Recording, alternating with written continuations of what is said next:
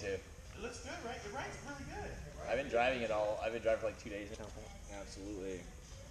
1, 2, 3, 4, 5, 6, 7, 8, 9, 10, 11, 12, 13, 14, 15, 16, 17, 18, 19, 20, 21, 22, 23, 24, 25, 26, 27, 28, 29, 30, 31, 32, 33, 25. Yeah, there you go. I'll hold on to that. Again, you wreck it, you buy it. Yep. So this is the bike I got off Craigslist, and it's back now. And I just wanted to run through in video what I kind of looked over when I was buying it and the things I checked. And I should have all of this mostly in the text in red. But yeah, just start out with the tires to see when they were made and the condition they're in. They have abnormal wear. So I think these were made in 2015. You can check the date on them. Just Google how to look for the date. It's on the side right here, and it'll tell you what to look for, and just see, you know, how much tread they have left, what kind of tires they are, and especially just how old they are. While you're looking at the wheels, you can check the rotors on both sides, check the pads, make sure they have you know, plenty enough material on them, and check the brake feel, squeeze the brakes, make sure they feel right.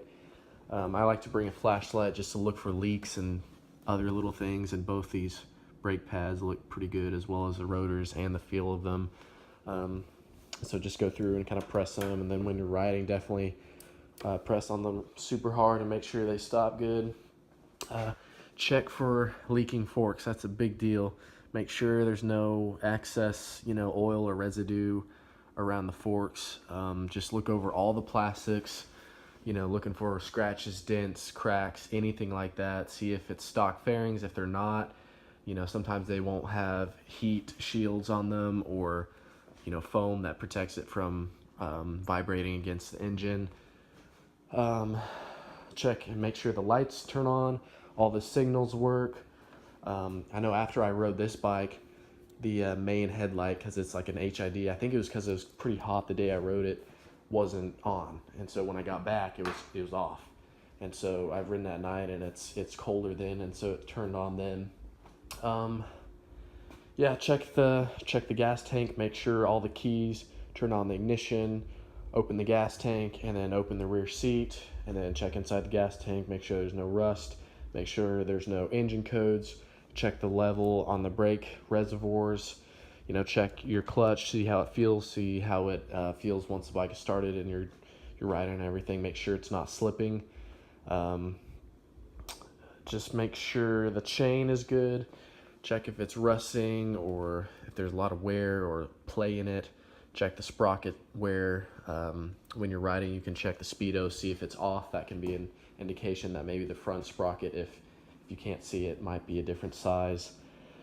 Check the oil level. Depending on the bike, that's a different process, but check the oil level, check the oil color, see how it feels. And anything aftermarket on a bike like this, like, can signify that it's been messed with, or it's been wrecked, or, you know, something might not be working right, and that's a pretty clear indication that you want to stay away from. Definitely get up under the bike, look for leaks when it's cold, and then after you've, you know, warmed it up really hot, look for leaks then too. The fans can come on when it's getting above 200 degrees, so try and warm it up past that point and see if the fans come on, and then see if it cools okay while it's just sitting there. So check the VIN number on the bike, make sure it's the same as the title. Check the throttle, you know, and just check all the buttons, and the starting, you know, the cutoff switch, the signals, the brights, the horn, all of that stuff. Make sure it all works good. Check the select or reset button if there's one on the heads-up display. Again, check all the lights, make sure they work, make sure the rear seat comes off, and what that looks like as far as wiring down there. The most important thing I can say is, like, you know, that's all the basic stuff, but then once you're done with that, usually it's pretty easy to take off the seat and get to the battery. And this is really important. On my first sport bike, the GSXR, I didn't check the voltage and to see if the stator was working right, and the rectifier as well. So definitely bring a voltage meter, pull off the seat while it's running. I actually checked the voltage before I started the bike, and it was like around 12.8 volts, which is great. Probably has plenty of life left in the battery. And then start the bike, make sure it's idling around 14 volts or so. If it's idling a little lower than that, that's okay. But as soon as it goes over 2 or 3,000 RPM, make sure throughout the whole RPM range that it's charging at 14 volts. Because if you go up to 10 RPMs and it's charging at 16 volts, you've got a bad rectifier. And that'll fuck up your battery and the rest of your bike. So you got to make sure all of that's working good throughout the whole RPM range. And yeah, just look for aftermarket parts. Look for scrapes, look for dents or anything out of the ordinary, and all that good stuff.